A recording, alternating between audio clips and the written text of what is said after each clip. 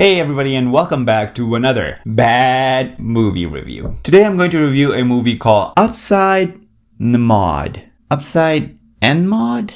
Oh, Upside Down. Upside Down falls in the same genre of a movie that I reviewed last time, Love Story 2020. It's a sci-fi romance. But while Love Story 2050 made no sense at all, Upside Down tries to make too much sense, but fails. It's safe to say that by the end of the movie I was left completely perplexed, but not in a good way like I felt after watching Inception, but more like, what the fuck did I just watch? So the movie begins with the protagonist Adam Kirk explaining to us the very unique and mysterious place that he comes from. We are the only known solar system with double gravity. Two twin planets whirling together around one sun, but each with its own and opposite gravity. Great, here I thought I was gonna watch a movie. Evidently, I also signed up for a bogus physics class to learn about fake gravity. To understand my story, you're gonna need to know the three basic laws of double gravity. All matter, every single object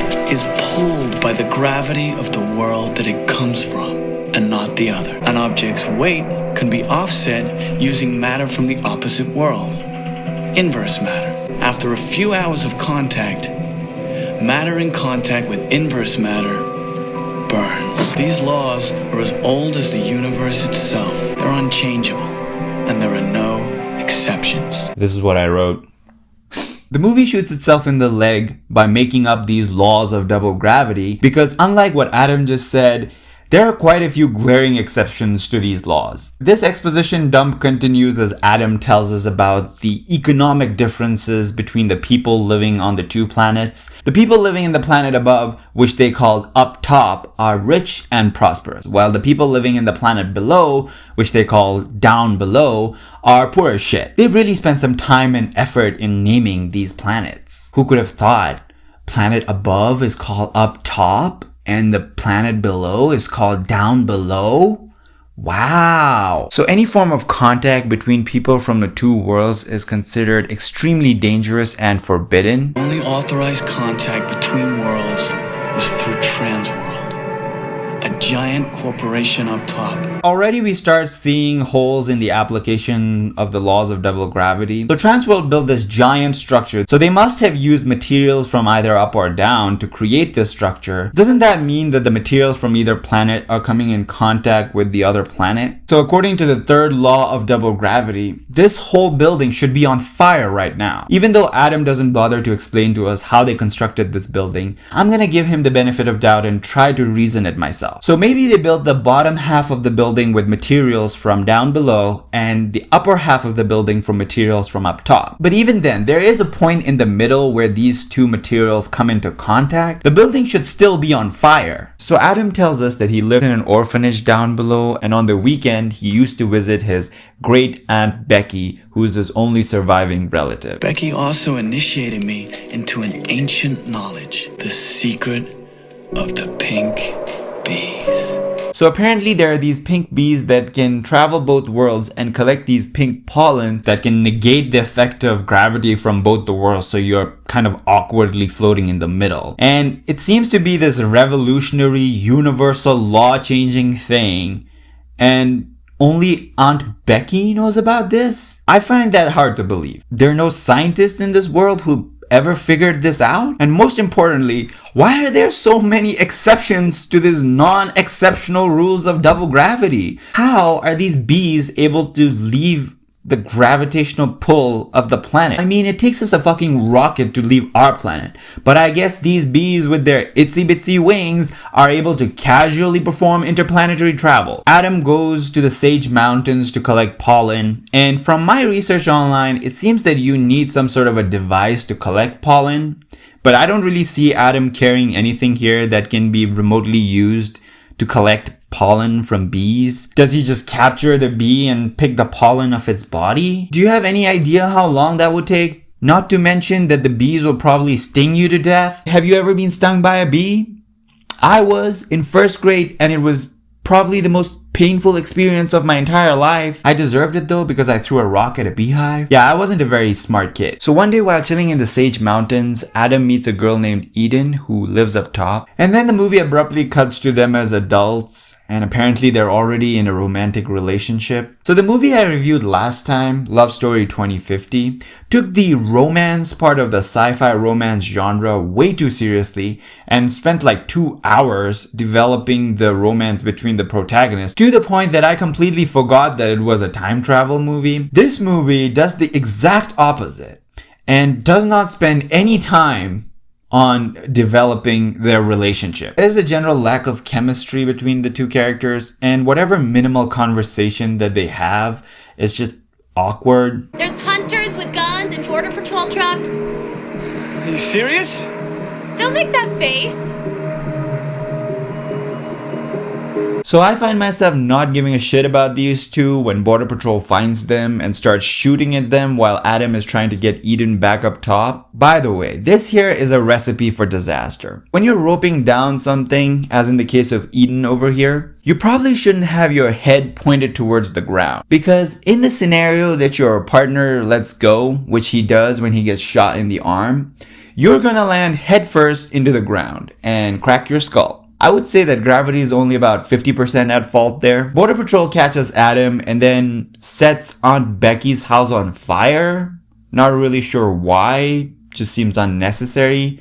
The house didn't really do anything wrong, you know? They separate Adam and Aunt Becky and then they take them somewhere. I have no clue what happens after that because in the next scene we just jump to 10 years later. It seems like a very crucial time for character development. I mean, he lost his girlfriend and his only surviving relative. I mean, the pain of that should change a man. But I literally see no difference between Adam from then and now, not even physically. I'm assuming he went to prison for breaking the law. Did he never get beat up in prison? They spent so much money on CGI, they couldn't put like a wrinkle or a scar on his face. Adam is now working on an anti-gravity face cream using the pink bee pollen. Pablo, it's ready. Okay, don't start it till it's fully applied.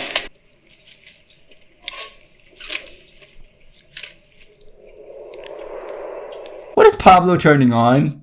It's a face cream. Yeah, that's how I apply my moisturizer. I have to put it on and then flip a switch before it starts working. So from this TV show, Adam finds out that Eden is alive and working at Trans World, so he decides to get a job there himself. At this point in the movie, we find out that Eden actually has amnesia due to the accident where she fell down or fell up or whatever, and she doesn't remember anything or anyone from before that accident, including Adam. At Transworld, Adam makes friend with this guy named Bob Borchowitz or Borchowitz or something. They keep pronouncing his name differently, so I don't know what the actual pronunciation is.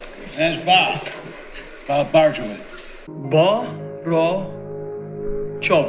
Mr. Borshowitz, right? Bob's character is being played by the same guy who played Peter Pettigrew in Harry Potter, which is funny because I can't think of him as anyone else but Peter Pettigrew. A rat. Adam asks Bob to get him in touch with Eden. Sure. Bob's line of sight in this conversation is completely wrong. He should be looking down, not sideways. Oopsie. Adam finds out that Eden works on the 7th floor and decides to go meet her. Now you might ask, how is he gonna do that? Isn't he from down below? His plan is to attach inverse matter to himself so that he can be pulled upwards and then sneak up to the 7th floor to visit Eden. Here's the thing, we do not see any sort of science being used in his planning. There is no reason for why his plan should work. How come the inverse matter doesn't just tear through his clothes? Because he's still being pulled down while the inverse matter is being pulled up. Also, he has no clue when he's gonna start catching fire once he's up there. Don't you think it's important for you to at least figure out how long you have before you just suddenly combust? Of course, none of that happens and he just goes to visit Eden. He finds out that Eden has amnesia and does not remember him. Now Adam starts catching fire, so he runs to the bathroom to put it out with water. And yet again, we see the laws of double gravity being completely disregarded. Now, as far as I remember from my high school physics and chemistry class, if anything is made of atoms, which is everything. It's matter, including water. How is the water up top putting out this fire? Shouldn't it make his condition even worse? And the worst thing is the movie acknowledges that liquid is matter because of this stupid scene where he pees and his piss just flies upwards. This next scene tries to show Transworld as this evil corporation who is just firing a bunch of people together for no good reason. Bob ends up being one of the people who gets fired. That's it? I mean, you just pack up your things and leave? Yeah, that's how getting fired works, Adam. Before leaving, Bob hands him his employee ID so that Adam can use it to go up top. He ends up going on a date with Eden to Cafe Dos Mundos. Do you live nearby? Me? No, God, no. I have a really long commute.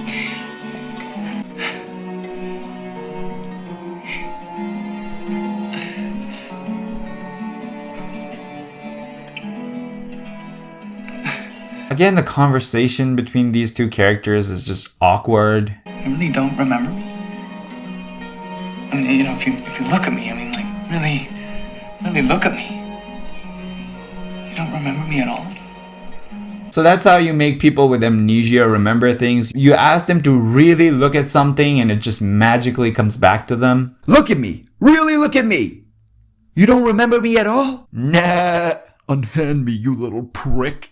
I just meant that we met before. You know, it was at the elevator, at work. You dropped your papers and I helped you pick them up. You don't remember that? No, I don't. Wow, this guy is the worst. Here she thought she can't remember anything before the accident. Turns out she can't remember anything at all. Now Adam starts catching fire again like a human tiki torch, and this is how he gets out of this dire situation.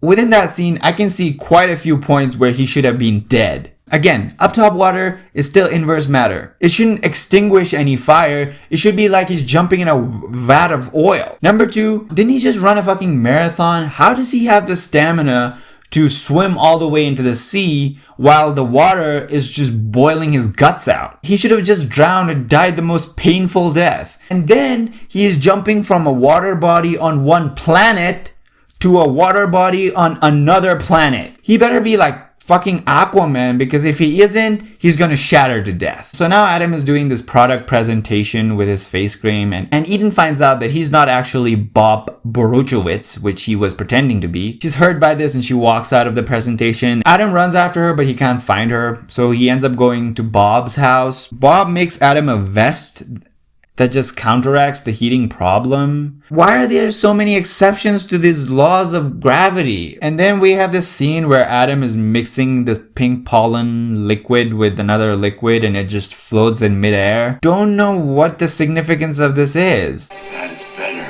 than a good idea, my friend. That is revolutionary. You're not explaining anything here. Like, how is it revolutionary? Do you have to drink this liquid to like float, or what's going on here? Then Adam returns to Cafe Dos Mundos and meets Eden, who seems to have magically remembered everything about Adam. Again, the border patrol finds him and chases him and he runs.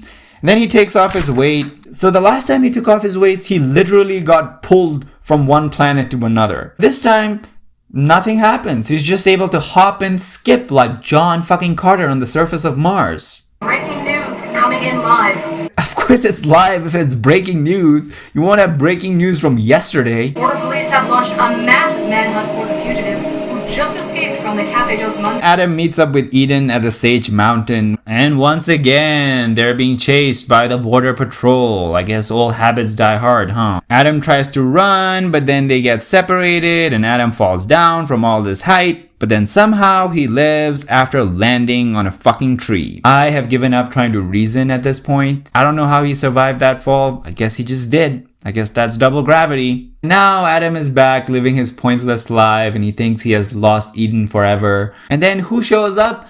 It's Bob! So apparently Bob used Adam's pink pollen liquid and somehow found a way to give a giant middle finger to the laws of double gravity forever. He tries to explain it, but he doesn't do a very good job. A lower inversion with a hyper infusion, yeah? Yeah. Now, you know this better than I do, but the breakthrough, man, the breakthrough, man, I jabbering.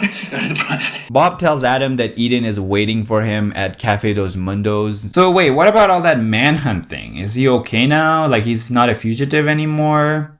Don't know why. Eden tells Adam that she's pregnant and that somehow that's gonna help her stay down below forever. How long can you stay down here for?